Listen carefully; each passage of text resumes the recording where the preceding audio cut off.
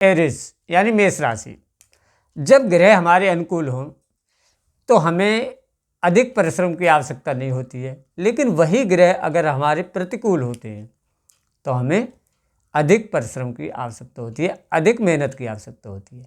तो देखते हैं कि 2024 का लास्ट आपका दिसंबर का महीना कैसा रहने वाला है मेष राशि वालों का।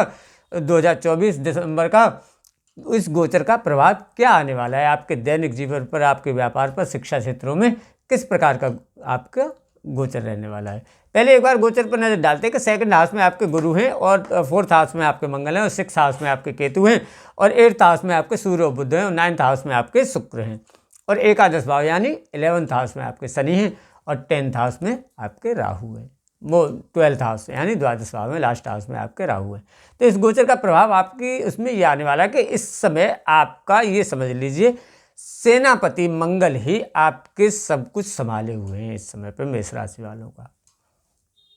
अब मंगल का क्या है कि मंगल है नीच की स्थिति में और जैसा आप देख सकते हैं मंगल आपके 7 दिसंबर से वक्री भी होने वाले हैं।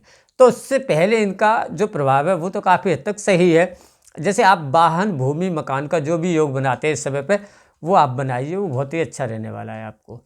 लेकिन अब जब ये यहाँ से वक्री हो जाएंगे 7 दिसंबर से, उस समय पे इस प्रभाव को बढ़ाएंगे तो, लेकिन आपको थोड़ा सा किसी ऐसी ज़मीन में या किसी ऐसे वाहन में फंसा सकते हैं जो अच्छा नहीं हो, जो आपके लिए उपयुक्त नहीं हो, आपके लिए अच्छा नहीं हो, ऐसे में बना सकते हैं।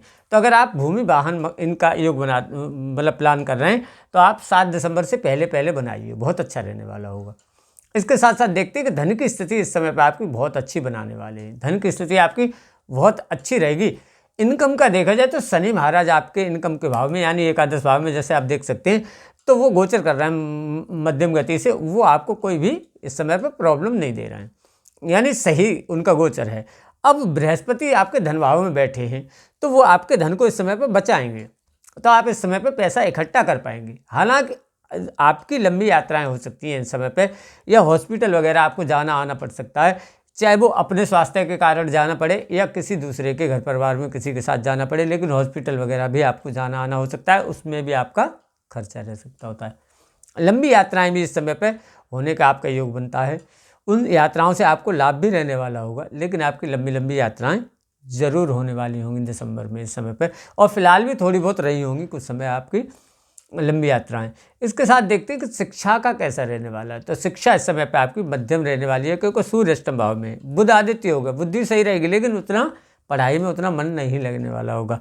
अब जब ये सूर्य आपके, जैसे आप यहाँ पे देख सकते हैं 16 दिसंबर से धनु राशि में चेंज कर जाएंगे, यहाँ से जैसे ये 9th भाव में आएंगे, इस समय पे आपको भाग्य कैरियर को भी सही सेट करने वाले होंगे। और इस समय आप उच्च शिक्षा मतलब कोई डिप्लोमा वगैरह करना चाहते हैं किसी चीज़ का, या आप किसी जॉब के लिए तैयारी करते हैं तो आप कीजिए, इस समय पर आपको बहुत फ़ायदा देगा 16 दिसंबर से, जब सूर्य आपके 9th भाव में आ जाएंगे। यानी शिक्षा का आपका 16 दिसंबर से बहुत अच्छा रहने वाला होगा।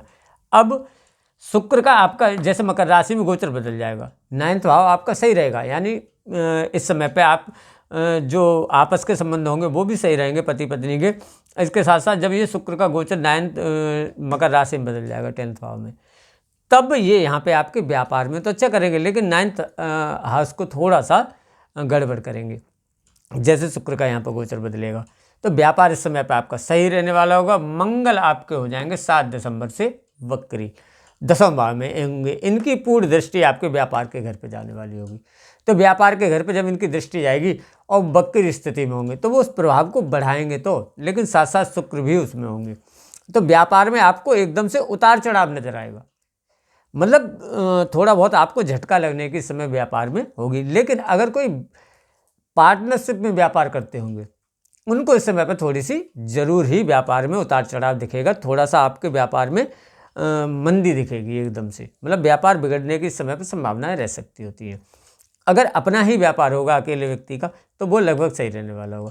जॉब वालों के लिए जब ये यहाँ पे शुक्र का बदलाव होगा तो प्रमोशन की संभावनाएं बनती हैं, आपका इस समय पे प्रमोशन होने की संभावनाएं रहती हैं, या आप दूसरी जगह पे आपकी पोस्टिंग हो सकती है, आपके बदलाव हो सकते हैं, इस प्रकार का आपका योग बनता है। और खर्चे का देखा जाए अगर द्वादश भाव आपका, तो इस समय पर थोड़ा खर्चा रहने की संभावनाएं तो है ही है। तो आपको इस समय पर थोड़ा सा स्वास्थ्य का ध्यान रखना है, मतलब आप अपने खाने पीने का और दिनचर्या का ध्यान रखिए तो लगभग आपका सही रहने वाला होगा, कोई दिक्कत नहीं रहने वाली होगी। और अगर कुछ दिक्कत है तो मैं उसका आपको समाधान बताता हूँ। जैसे छठे भाव में तो केतु आपके, अब ये क्या करेंगे, आपके तनाव बढ़ा देंगे, आपको टेंशन बढ़ा देंगे। तो इससे क्या होगा, आपकी वाद विवाद रहने की संभावनाएं रह सकती होती हैं। तो जो आपके दुश्मन हैं वो सक्रिय हो जाएंगे इस समय पर बहुत ज़्यादा। तो आपको किसी से फालतू के वाद विवाद नहीं करने हैं, अपने काम से काम कीजिए। आप मेहनत के साथ अपने व्यापार पर ध्यान दीजिए या जॉब पे ध्यान दीजिए, तो आपका बिल्कुल सही रहने वाला होगा, कोई समस्याएं नहीं रहने वाली हों। अगर कुछ समस्याएं हैं तो मैं उनके आपको समाधान बताता हूँ। आप एक तो सबसे ज़रूरी है इस समय पर कि आप मछलियों को, या तो छोटी छोटी मछलियाँ आप करीब 40-50 खरीद के, जो सादा मछली होती हैं उनको बहते हुए पानी में छोड़ दीजिए। या फिर मछलियों को आप आटे की गोलियां बना के 1-1.25 किलो आटे की गोलियां बना के आप खिलाइए, उससे आपको बहुत फ़ायदा रहने वाला होगा।